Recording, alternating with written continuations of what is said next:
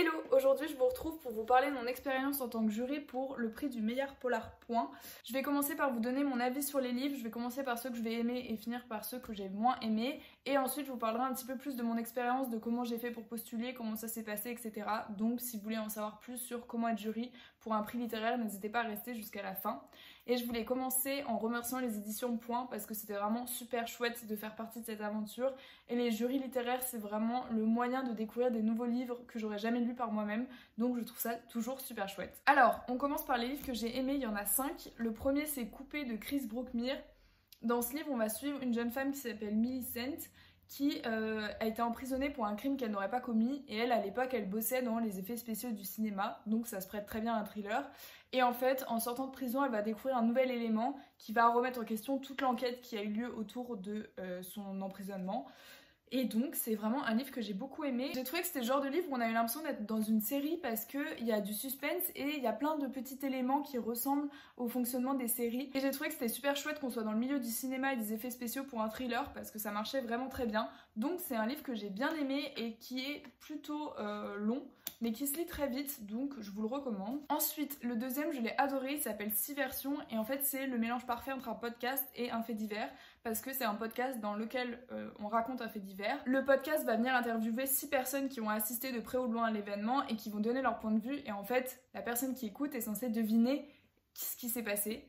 Et j'ai trouvé que c'était génial, j'ai bien aimé le côté podcast, j'ai trouvé que ça changeait, et je crois qu'en version audio, il est encore mieux, parce que du coup, on a vraiment l'immersion dans le podcast.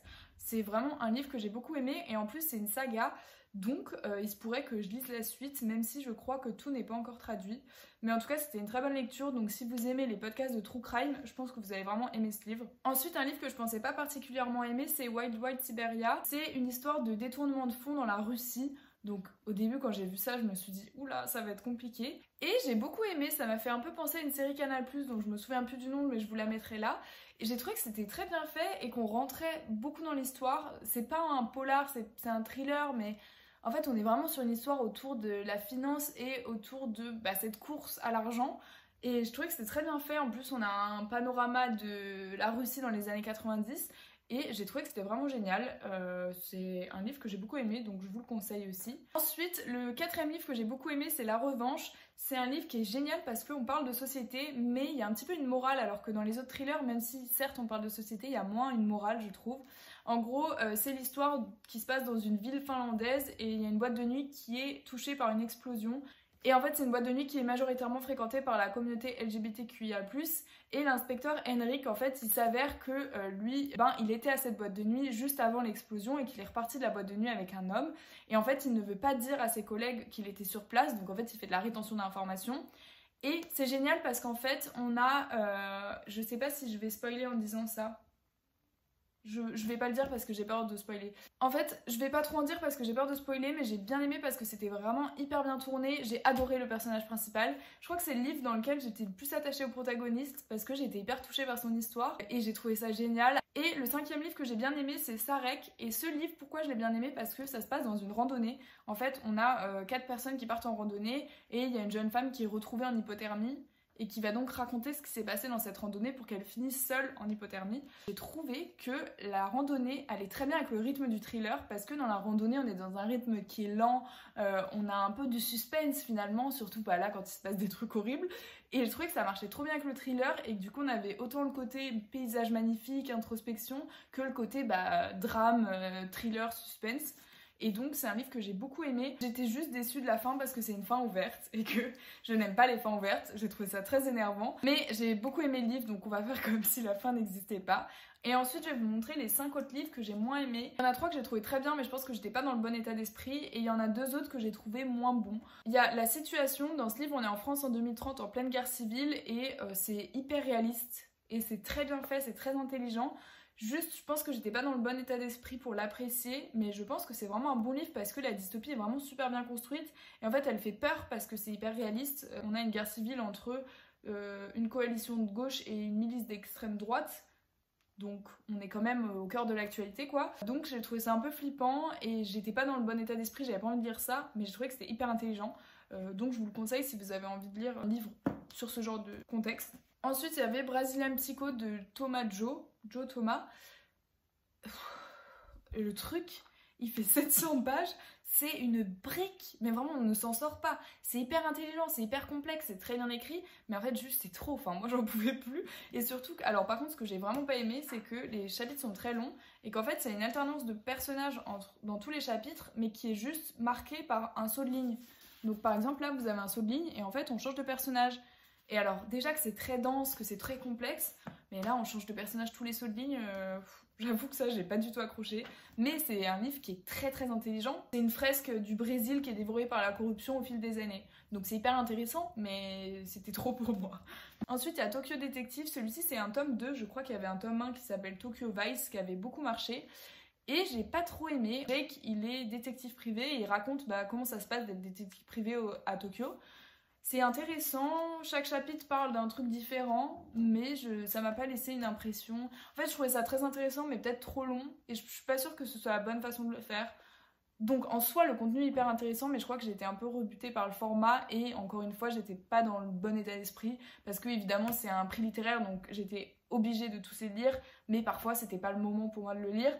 Et ensuite pour les deux derniers, franchement je les ai pas vraiment aimés, donc je vous les montre rapidement. Il y a Pourquoi tu pleures de Amélie Antoine, que je pensais beaucoup aimer parce qu'en plus le pitch me donnait envie. En gros c'est une femme qui appelle son mari et en fait elle se rend compte que ni son mari ni son enfant n'est là. Donc elle appelle la police en disant mon mari et mon enfant ont disparu.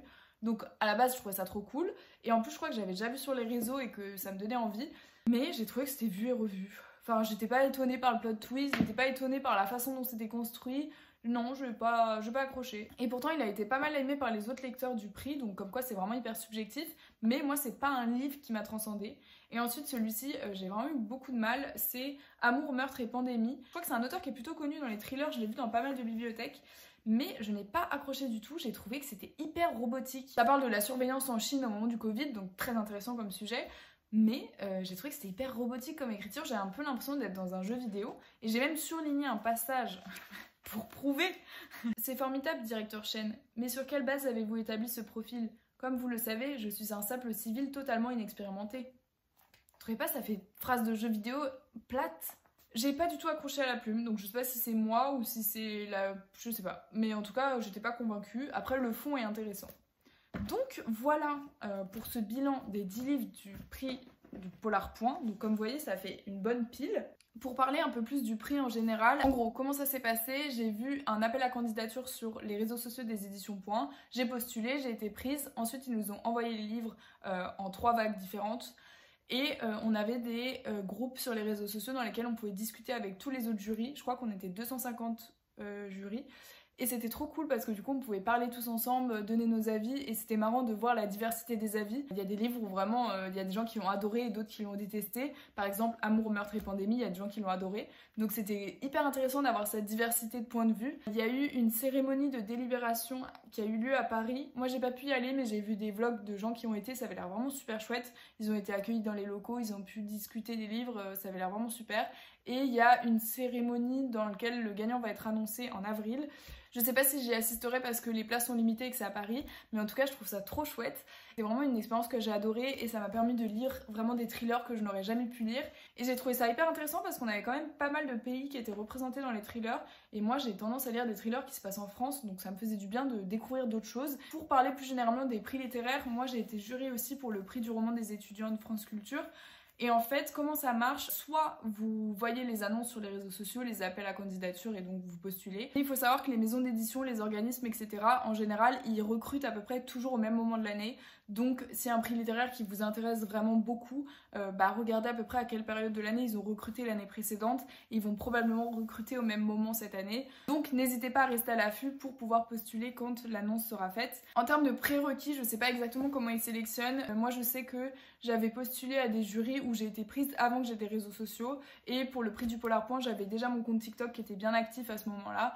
Donc je pense que selon les prix littéraires, ils regardent plus ou moins si les personnes ont des comptes sur les réseaux sociaux, mais je pense qu'ils font un jury qui est quand même varié, avec des gens qui ont des réseaux sociaux pour pouvoir mettre en avant le prix, mais des gens qui n'en ont pas pour laisser la chance à tout le monde de pouvoir participer. Je pense que le seul vrai prérequis, c'est de lire beaucoup, parce qu'en fait, si on vous prend dans un jury et que vous lisez pas les livres, eux, ça leur permet pas de choisir un gagnant à la fin du prix. donc ça n'a pas d'intérêt. Donc je pense qu'il y a juste sur ce point là où ils font un peu attention à ce que ce soit vraiment des lecteurs et des lectrices assidus pour être sûr que les livres vont être lus. Et en tout cas je trouve que c'est vraiment une super expérience. Si vous avez l'occasion de le faire, n'hésitez pas, parce que vraiment moi j'ai trouvé ça super chouette. Ça fait 2 ans que je participe à un prix littéraire et je ne sais pas si je vais recommencer cette année, parce que j'avoue que j'ai envie de me concentrer un petit peu sur les livres de ma palle. Mais d'un côté ça me permet tellement de lire des livres que j'aurais pas lus sinon, que j'hésite. J'espère que cette vidéo vous aura plu et que ça vous aura donné des nouvelles idées de lecture, et je vous retrouve la semaine prochaine pour une nouvelle vidéo.